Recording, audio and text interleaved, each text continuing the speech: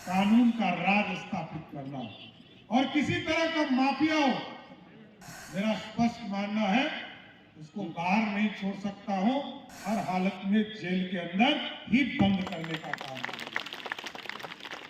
अब तो सुशासन के लिए कहीं सीसीटीवी कैमरा लगा रहा, ट्रैफिक की व्यवस्था की जा रही, और कई जो अपराध है, गंभीर अपराध है, इतना भी व्यवस्था हम लोग खड़ा कर रहे हैं कि जो गंभीर अपराध में लोग अपराधी हैं उनको 6 महीने के अंदर ट्रायल कराकर उनको जेल के अंदर बंद किया जाए, इसकी भी व्यवस्था हम लोग फास्ट ट्रैक कोर्ट से करने जा रहे हैं। एक एक माफिया को जेल के अंदर बंद करना है, नहीं तो बिहार के बाहर भगा देना है।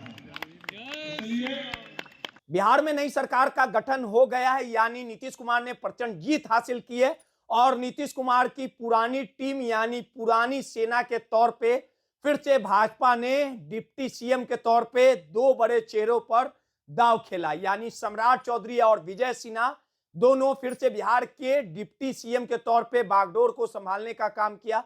और इसी कड़ी में आज पटना सिटी में कार्यक्रम का आयोजन किया गया था, यानी इस कार्यक्रम के दौरान सम्राट चौधरी गरजते नजर आए, दहाड़ लगाते नजर आए और साफ तौर पे कहा कि जो अपराधी रहेंगे, जो माफिया रहेंगे, उनका जगह सलाखों के पीछे होगा, यानी माफियाओं के खिलाफ, अपराधियों के खिलाफ सम्राट चौधरी ने मोर्चा खोल दिया है। साफ तौर पे कहा है कि नीतीश कुमार का जो सपना है बिहार में सुशासन का राज, वो बदस्तूर जारी रहेगा। इस पूरे दहाड़ते हुए किस प्रकार से दहाड़ सम्राट चौधरी ने लगाई है और साफ तौर पे कहा है कि माफियाओं का ठिकाना कहां होगा। तमाम माफियाओं की लिस्ट तैयार है और लिस्ट के आधार पे कार्रवाई की शुरुआत हो गई है। घबराने की जरूरत नहीं है और जो भी बिहार में अपना मनोबल कायम करेगा, जो भी बिहार की जनता को परेशान करने का काम करेगा, उनके खिलाफ कार्रवाई होगी। मन से किस प्रकार से सम्राट चौधरी ने दहाड़ लगाई है, पहले उनके बयानों को सुनवाते हैं। कानून का राज स्थापित करना और किसी तरह का माफिया हो, मेरा स्पष्ट मानना है उसको बाहर नहीं छोड़ सकता हूं, हर हालत में जेल के अंदर ही बंद करने का काम करेंगे। अब तो सुशासन के लिए कहीं सीसीटीवी कैमरा लगा रहा, ट्रैफिक की व्यवस्था की जा रही, और कई जो अपराध है, गंभीर अपराध है, इतना भी व्यवस्था हम लोग खड़ा कर रहे हैं कि जो गंभीर अपराध में लोग अपराधी हैं उनको 6 महीने के अंदर ट्रायल कराकर उनको जेल के अंदर बंद किया जाए, इसकी भी व्यवस्था हम लोग फास्ट ट्रैक कोर्ट से करने जा रहे हैं। अब कोई माफिया हम तो चिन्हित करा रहे साथियों, अभी तक 400 लोगों को चिन्हित करा चुके हैं कि दारू माफिया, बालू माफिया, जमीन माफिया, ये छूट नहीं सकता है। और ये तीनों को, आपको भी कोई लगे कि इस तरह का माफिया आपके समाज में खड़ा हो, उसको जरूर सूचित कीजिए। एक एक माफिया को जेल के अंदर बंद करना है, नहीं तो बिहार के बाहर भगा देना है। इसलिए 1 करोड़ युवाओं को नौकरी और रोजगार देने का कमिटमेंट किया। 1 करोड़ को नौकरी देने का कमिटमेंट। इसके लिए नई सरकार के पहले कैबिनेट से प्रयास तेज हो गया। बिहार में 25 नई चीनी मिल खोली जाएगी। पहले से 9 चीनी मिल बंद पड़ी थी, उन्हें भी चालू किया जाएगा।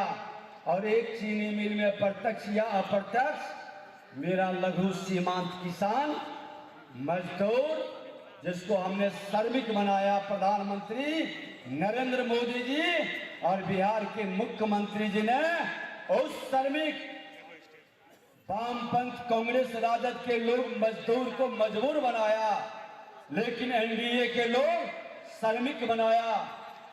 सृजनकर्ता, निर्माता और विश्वकर्मा का संतान करके हमने सम्मान दिया है और भगवान विश्वकर्मा का उस श्रमिक के द्वारा विकसित बिहार बनाने के, विकसित भारत बनाने के संकल्प को हम साकार करेंगे। आज बिहार में नए 11 टाउनशिप विकसित किए जाएंगे। उनमें 9 प्रमंडलीय मुख्यालय के अलावा सीतामढ़ी और सोनपुर को भी शामिल किया गया है।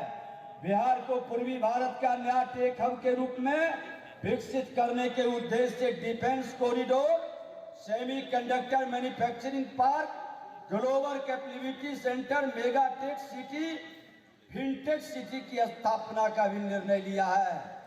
ये टेक्निकल हब बिहार के प्रतिभा का सम्मान होगा।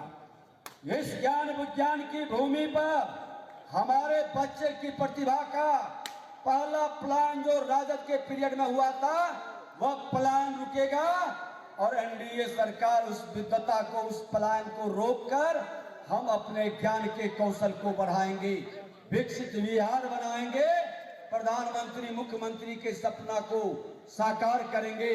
बिहार के न्यूज एंड इकोनॉमी के अंतर्गत एक वैश्विक bank and hub, global work place के रूप में विकसित करने के लिए उच्च स्तरीय कमेटी का भी गठन किया गया।